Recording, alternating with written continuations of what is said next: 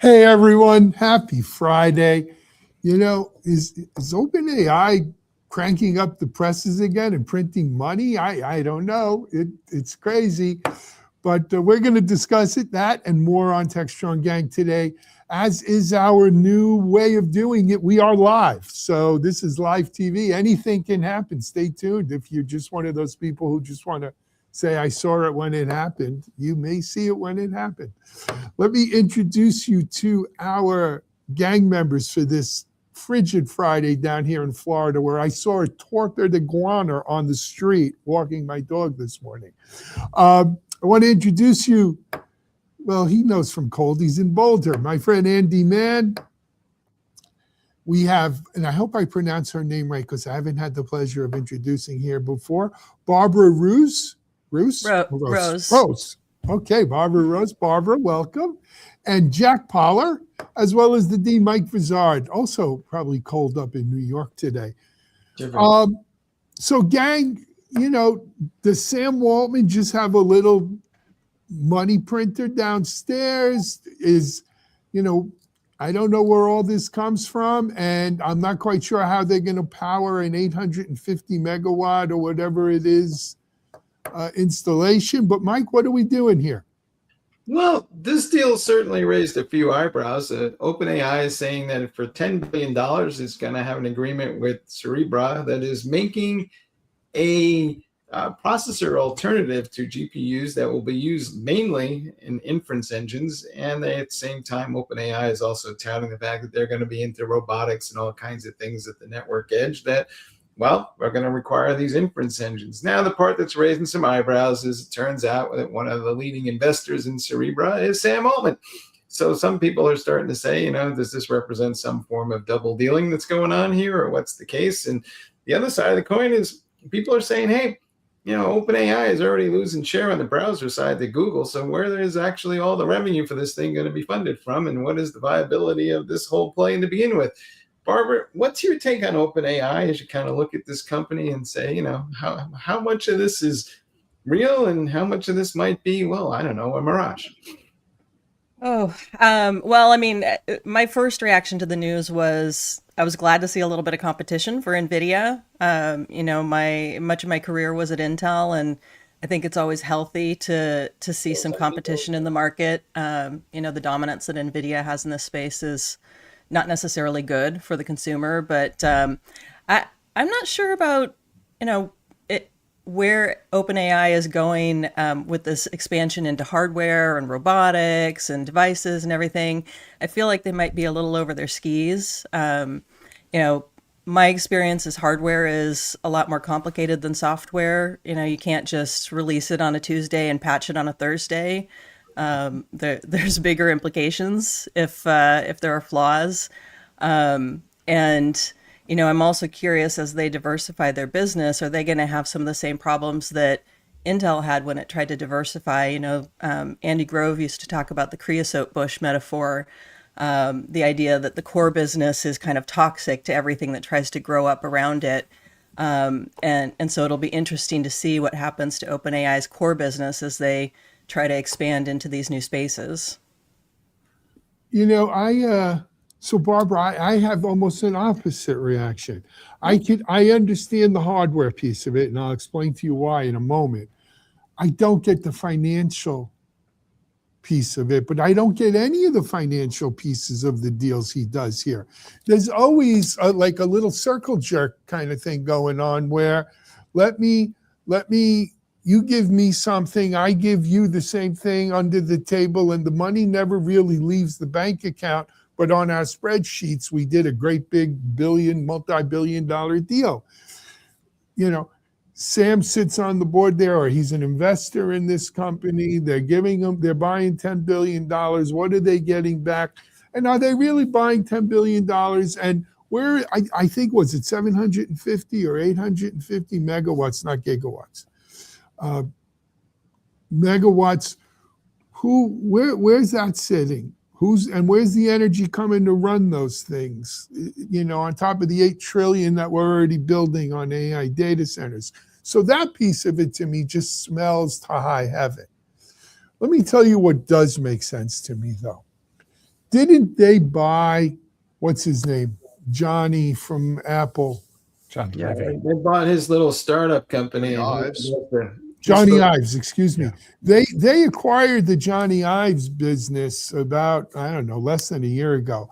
And he was supposedly working on consumer hardware devices, form factors that would incorporate AI and bring it to consumers. And Johnny Ives is a name, we all have heard and trust can do something like that. But more than that, after watching the news at CES this week, I am more convinced than ever that the greatest use for generative AI, not agentic AI, but for generative AI, is going to be in what we call physical AI or robotics. And it may not just be the humanoid robot a la, what's the name with Daryl Hannah and Harrison Ford, Blade Runner. I'm not just talking about Blade Runner kind of artificial beings.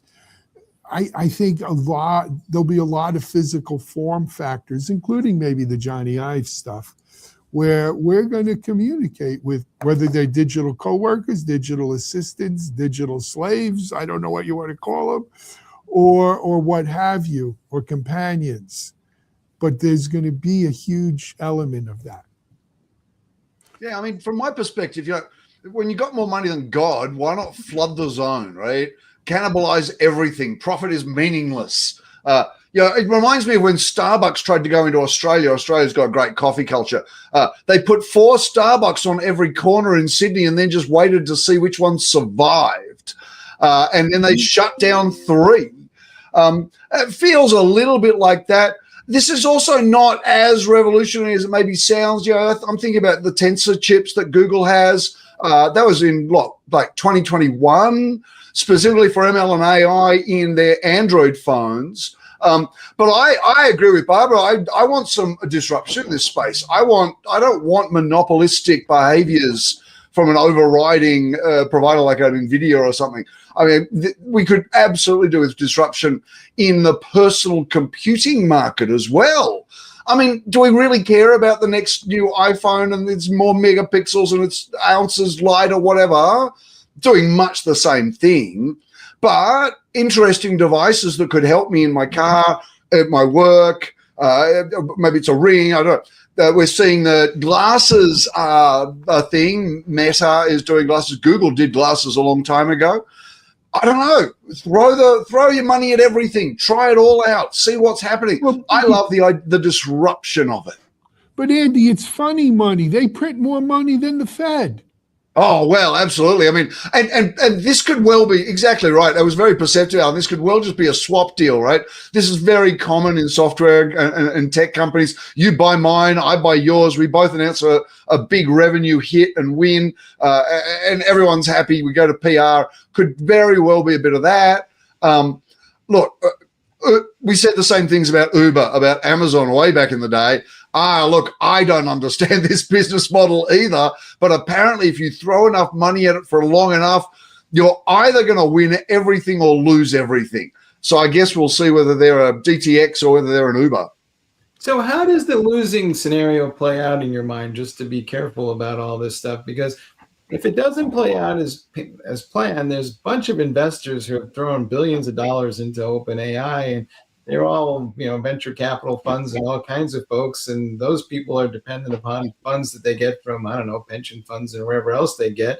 So, is this likely to have a cascading effect here in a way that will result in, the United States government having to come in and bail everybody out at the end of the day? I mean, very possibly. From my perspective, yes. It's irrational exuberance. It's exactly what we saw before the last couple of bailouts, right? Whether it was in manufacturing, whether it was in .com. We've seen irrational exuberance before. I think that was Bernanke's statement from the Fed. It was Alan Greenspan. Greenspan.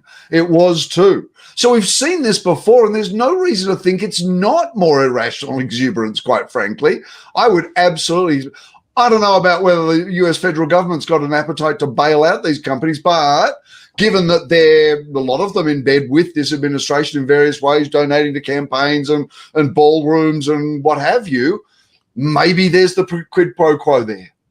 Well, if you look at the finance side of it, though, and you mentioned the .com, you mentioned, some of the other Fed bailouts like 08, 09 of the mortgage, basically mortgages brought us down. There's always something, there's a common thread that runs through them. Low interest rates.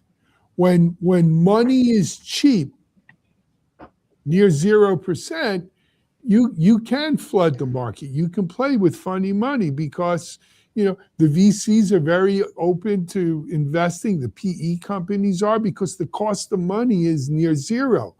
But in today's market, the cost of money is not near zero. It has come down slightly, but with the risk of inflation, unemployment, whether you believe the numbers or not, I'm not going to get into it, but unemployment kind of being there, now you start understanding why this government and this administration is pressuring the Fed to lower, one of the reasons why they want to lower the interest rates, why the tech bros are all lined up saying, yeah, let's do that, because they want to be able to flood the market with no cost money kind of deals like this.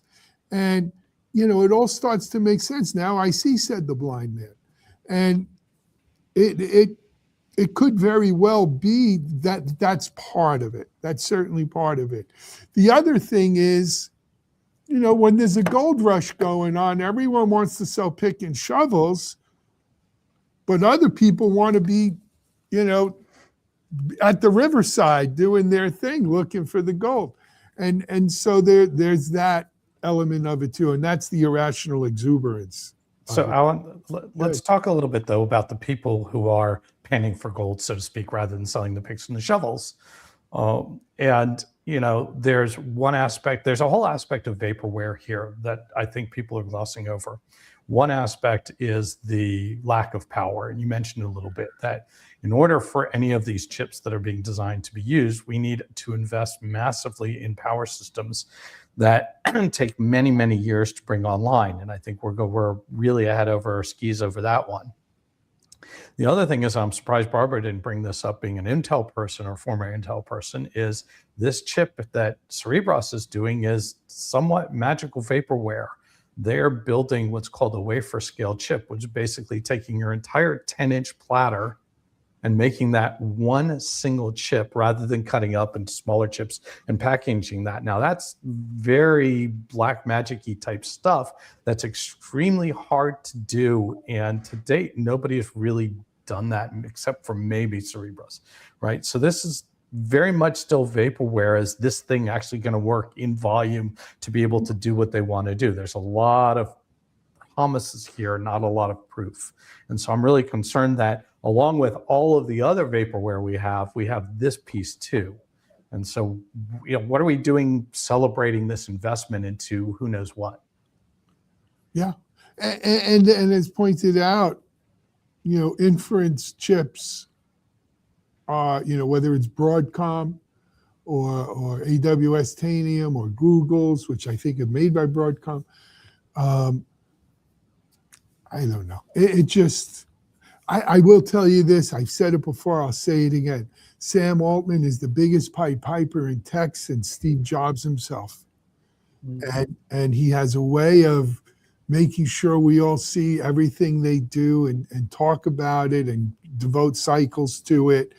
Andy Grove at Intel, Barbara, he was a master at it, but he wasn't the, he wasn't the carnival barker that Steve Jobs was, and certainly not that Sam Altman is. And we'll see how it works out. But let's hop to our next segment if we can today. AI agent insecurity. All right. Mike, what do we got? So Google's the latest to talk about AI agents, and they're talking about this time personal intelligence using AI agents that are all connected to your email and everything else that you can possibly put together. And At the same time, the cybersecurity community has been researching, well, just what happens when these agents get compromised. And there's at least 2 of these instances where App Omni has one example and Radware has another example where somebody went in and just commandeered or at least they proved that you could commandeer this entire agent, and it creates a new threat vector. And we haven't figured out how to secure any of this stuff, because basically all you got to do is put together some sort of malicious prompt somewhere and the AI agent will do what it's told, or you can just create your own AI agent and take over the whole thing. But Jack, you wrote about this. What's your assessment of what's going on here? Well, I want to take a quick aside, a 3-second aside, to say whoever creates these names for these vulnerabilities, I tip my hat to you. Maybe give a cup of coffee or a beer. This latest one is called Body Snatcher, which is just a great name for this, right? Applause to you, exactly. Body Snatcher is an attack on an AI agent actually developed by ServiceNow. And ultimately what happens is you can get access to a ServiceNow elevated account through their system just by using any user ID that's any email address registered with ServiceNow. We get you to an AI agent with elevated privileges, which then allows you to do anything you want within the system. Now, they have since patched this, but when this came out, it was listed as a 9.3 risk on a 10 scale, 1 to 10 scale. So it's very high risk, gives you access to everything. But ultimately, it's really a question of, are we moving too fast? People are deploying agentic AI in general, and particularly agentic AI systems, without going and talking to their security teams and without really understanding what the risks are or testing what they're doing. And this mad dash to get to market without even thinking about security is really a problem. And what we've seen now that's hit the surface are things that security researchers are finding and saying, hey, they just released this thing as a security researcher, let me go in and look at this. Well, if the security guys are doing this, we know the bad guys are doing this, but they're not making PR announcements and trying to get press for it. They're trying to get the actual data and the money. So we got to believe that this stuff is already happening and people are getting hit and we don't know about it yet. And it's really scary. We're opening ourselves up to this huge problem, because not only do people get access to the information, but they can control agents that act autonomously and do things. So the risk profile is much worse. Yeah. I mean, it's yet again a case of fire, ready, aim. Yes. Torpedo, full speed ahead, damn the torpedoes. We're going out with these agents. We'll figure the security out. Don't worry. We'll figure it out. And then the other thing is, I read this, Google's going to let Gemini jump in to get a little bit more of our private like Google doesn't have enough private information about any of us, right, already. But now we're going to put it in this AI agent that's probably not fully tested, vetted, is hardened. What could go wrong? Hey, Alan, do you think that their solution is going to have the beta tag for 3 years too? Yeah, well, no, that may scare people away with security concerns. I mean, it's just, it is, but if history is a lesson, and history, I believe, is a lesson and a guide, it never stopped them before. It's not going to stop them now. Right? And Jack, I love your understatement. I love that you're concerned and this is an issue. I tell you, mate, AI sec is a nightmare and agentic is a damn cesspool. Look, it's an appalling state. Oh, look, you talk about picks and shovels. The first comes the revolution, then comes the management. Then sometimes later we get police, right? The security is so late to the game in this. It is nuts. It's so easy to see data loss, PII exposure, IP exposure. Look, execs are plugging strategic plans into OpenAI systems. I know they are. Ask me how I know. No, there's no tracing, right? There's no audit. It's an absolute nightmare. And these agents, especially prepackaged agents, it's bad enough that I can go into Claude and get it to write some malware for me anyway, but I can go onto some marketplace and download an AI agent, and I have no idea how to test it or whether it's full of malware or whether to monitor or anything. Reminds me of the old VApp marketplace, the Docker store, even the Google Play Store. At some point, they were all cesspools of malware. When you get this open system of swapping and sharing, this is always going to happen. We've got to do better on security. We've got to do better on governance, compliance, audit. I'm surprised we haven't had some significant news event from leaking through AI. It's really interesting, Jack, to read your article and see these exploits in the wild, and see people using Claude to write even more exploits. I think this is going to happen more and more until we get a wake-up call. There's an old saying that says if you can imagine it in cybersecurity, somebody's trying it. So, Barbara, is any of this giving you cause for pause when you think about using AI agents? Yeah, 100%. I mean, I think we can all see the risk of the over-enthusiastic executive and moving too fast and all the security risks associated with that.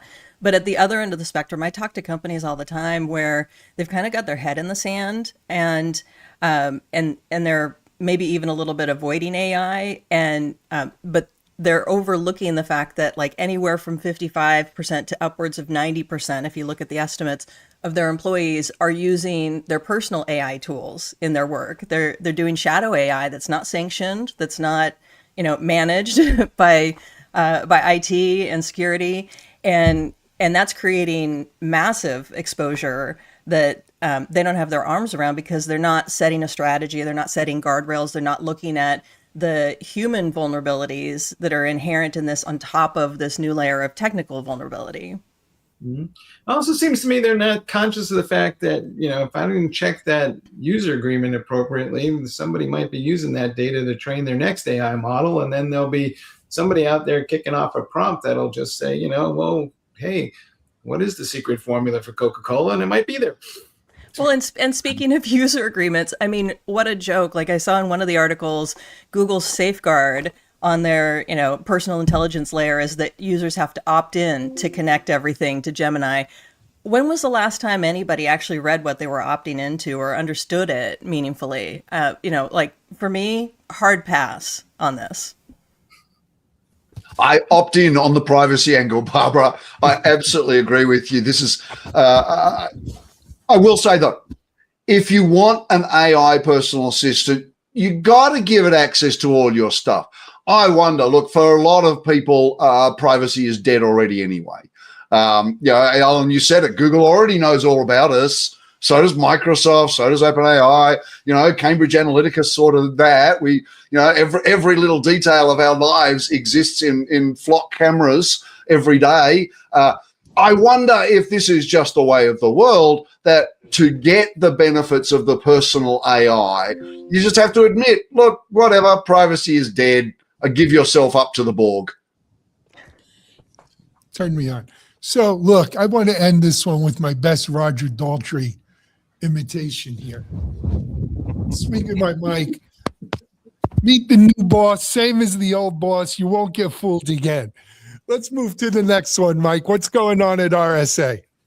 All right. Well, kind of related to this whole security conversation anyway, but there's a new boss at RSA Conference, and Jen Easterly, who was at the CISA head or deputy or chair at some point for the Biden administration, and of course is maybe perceived to be an enemy of the current Trump administration. I don't know if she perceives it that way, but it's kind of interesting to see that these things come full circle, and she's likely to take RSA, the conference, into a whole new era. And I know you have an article about this on Security Boulevard, Alan, but what's your take here? So, Mike, there you go again, politicizing this. So let me preface this whole thing by saying that, hey, I've been going to RSA for 25 years. And I actually have a great relationship with the folks who run RSA, from Hugh Thompson to Linda Gray Martin and Britta Glade and on down. we partner with RSA. For the last 10 years, we put on the DevSecOps event on Monday at the Moscone Center. I think, Andy, you've probably been there over the 10 years, once or twice at least. This year, of course, we're doing it on securing AI native dev, right? Kind of new DevOps. I got to salute Q, Linda, Britta, and the team. What a great pick this is.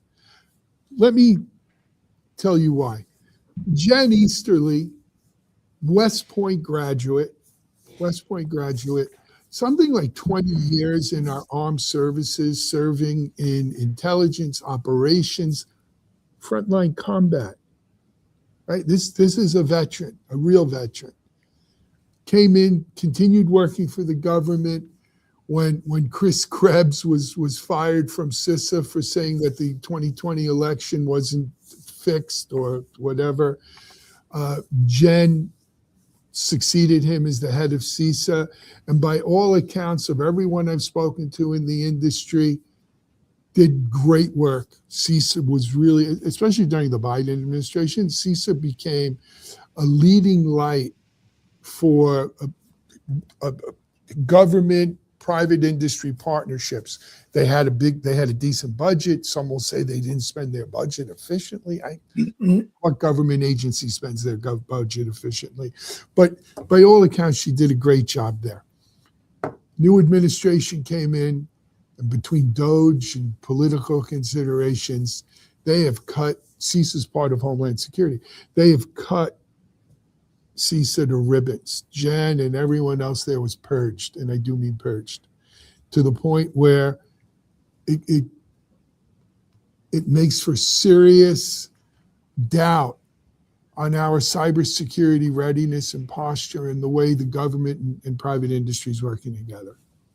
I don't think that's controversial. It is what it is. She was then appointed or offered a chair at West Point to teach.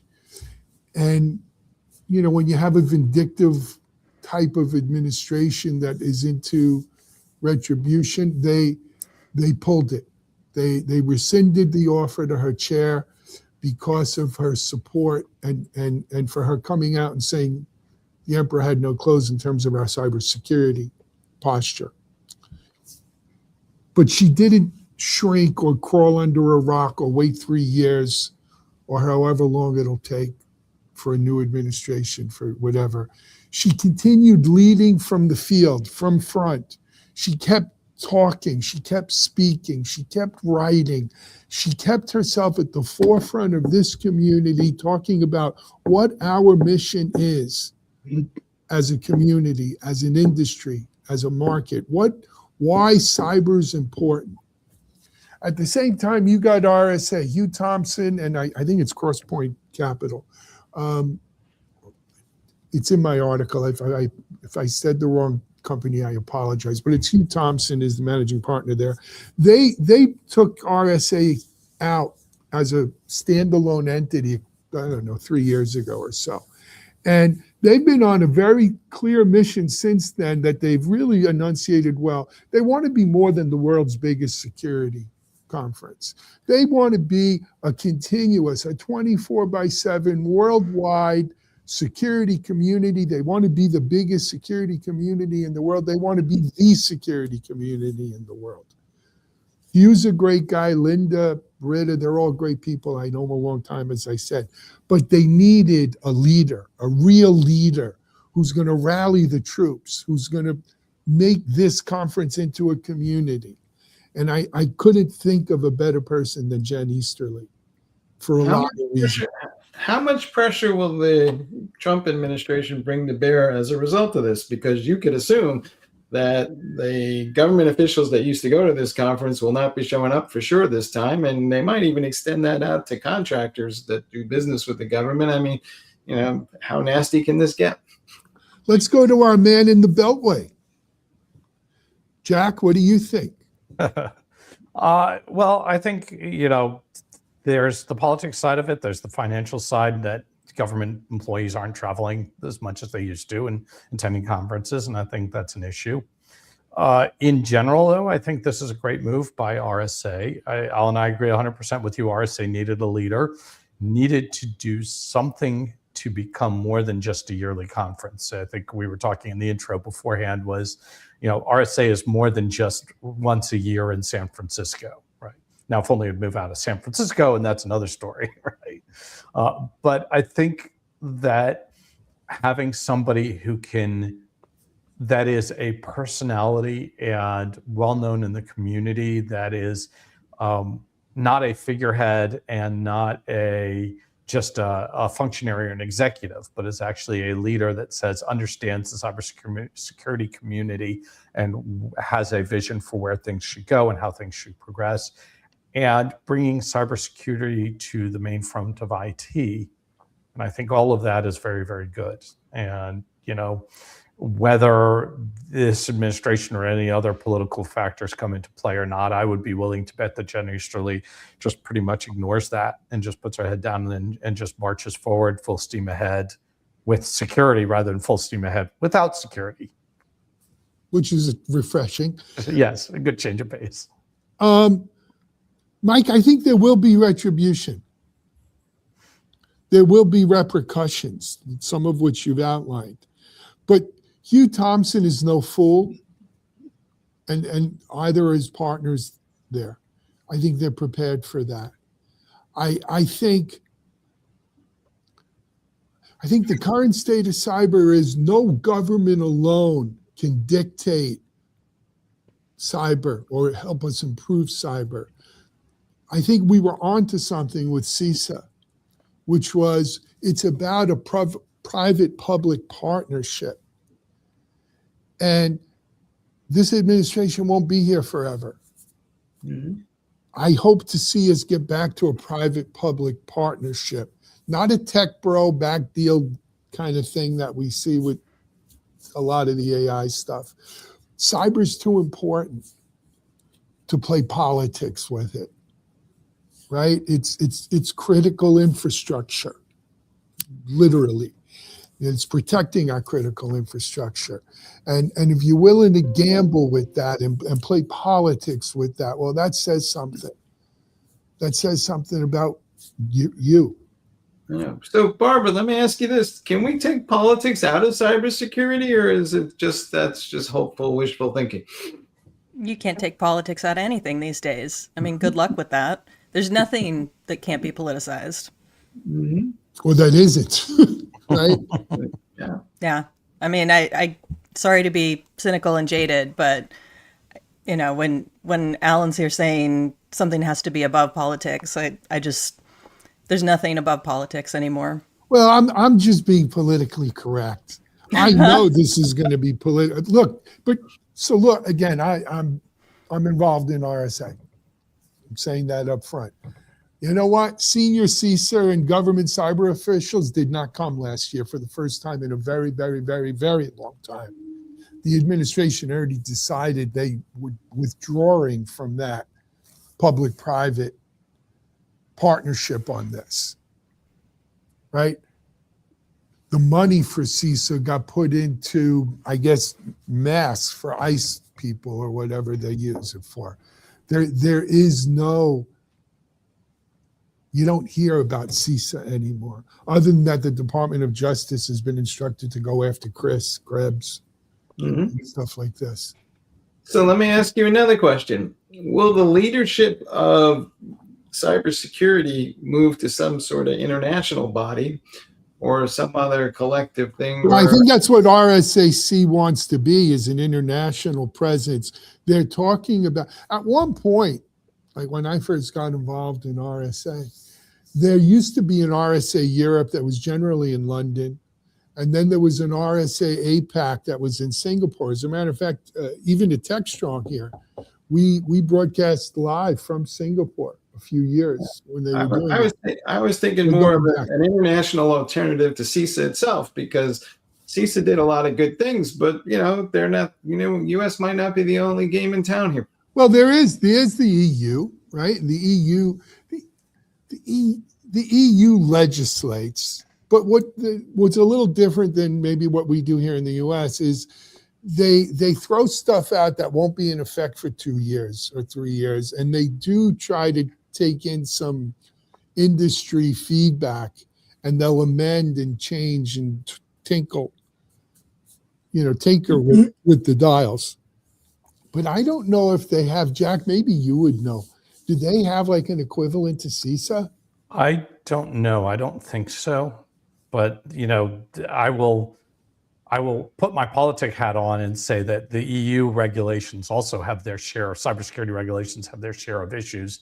Particularly, they are very big into breaking end-to-end encryption because they want to get access to your. Well, they're trying to. They're trying to. And That's the a big push for them. The UK more than the EU. Right, but it's the EU is also into that. So, unfortunately, there is no utopia, no nirvana available today, and we do have to make compromises in everything that we do, and cybersecurity is a compromise always. I just wish people would compromise less. So, Jack, do you think that there are folks sitting in countries like, I don't know, China, Russia, Iran, that are having a good laugh at our expense right now because they're like, could you guys be any more silly about letting this become too easy for us? I think the part of CISA that sort of disappeared was the public-private relationship that Alan was talking about. CISA as an entity within the government still has a charter to focus on government security. Whether they do that well or not, I don't know. But I mean that's still their charter and they're still focused on it. I don't think they have budget. Right. And so, but the government, the government operates 5 years below everybody else in terms of where their IT stack is, right? There are still places out there that are using, unpatched old computers from 20 years ago. So there's, we're still not covering the basics, regardless of who is leading CISA or what CISA is doing. So am I worried about government security? Yes. Am I worried that, about this particular administration? Yes. Am I worried about what's, the effect of which particular leader is at CISA? I don't think it matters because each independent agency runs their own IT system and almost all of them do it horribly. Right. Yeah. I would take a marginally different view on that. I look at where we are as a community in SecOps, and there's a vacuum.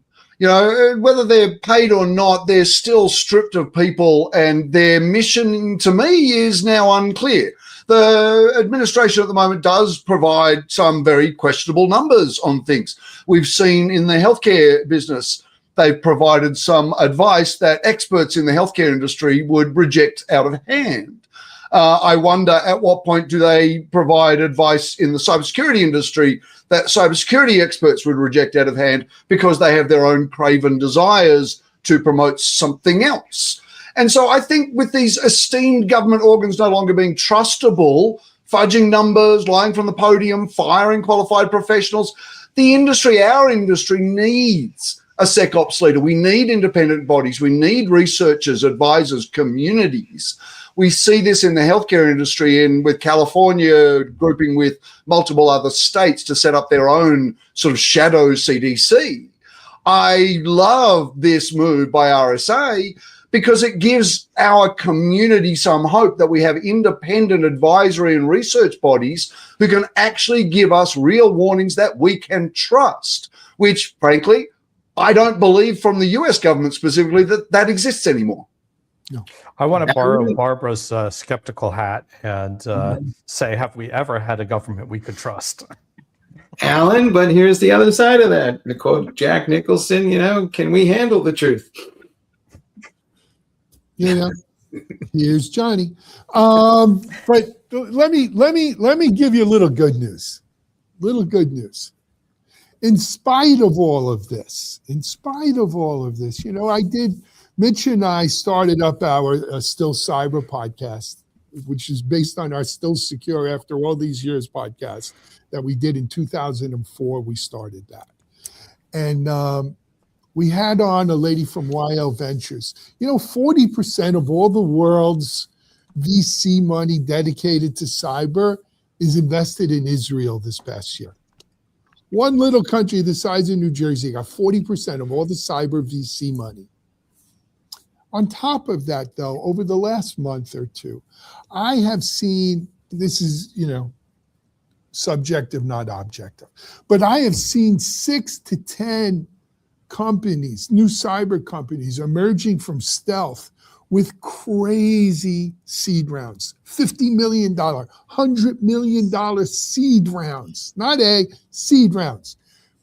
Because I think we're on the precipice of an explosion of innovation and new product in cyber, or at least repackaging old stuff better, I don't know.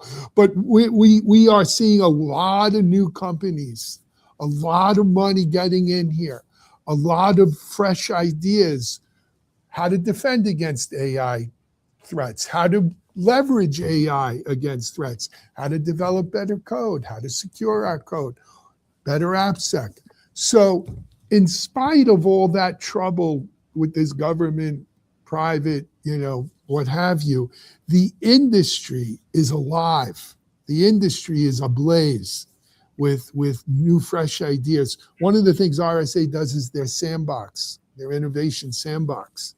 This year, I think they're giving out, I don't know, $50 million to the finalists and stuff. It's a good indication of the health of that industry. So there you have it. So you're telling me that thin blue line in cybersecurity is in Tel Aviv? Is that where it is? Pretty much. Yeah. Pretty much today it is, it seems, anyway. I mean, if you want to go watch that, the podcast, it's a video webcast with Mitch and I and the lady from YL Ventures. Some of the numbers are just remarkable. I mean, they've really got it going on. Anyway, we're about out of time, folks. We're about out of time. Barbara, thank you so much. It was a pleasure having you on. Andy, is always good to see you. Jack, I kind of threw you a curve here pulling in on this, but I appreciate it as always. Mike, what can I say? Thank you.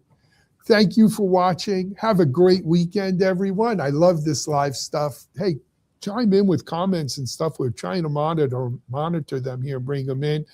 We will be at RSA, so stay tuned for that. Also, Predict was yesterday, but we have it on demand for you today. You want to know about cyber? There's a great session with my friend Fernando Montenegro. Go to predict2026.com. You could go and watch them on demand right now. Until then, though, everyone, have a great weekend. Enjoy Techstrong TV, and we'll see you on Monday.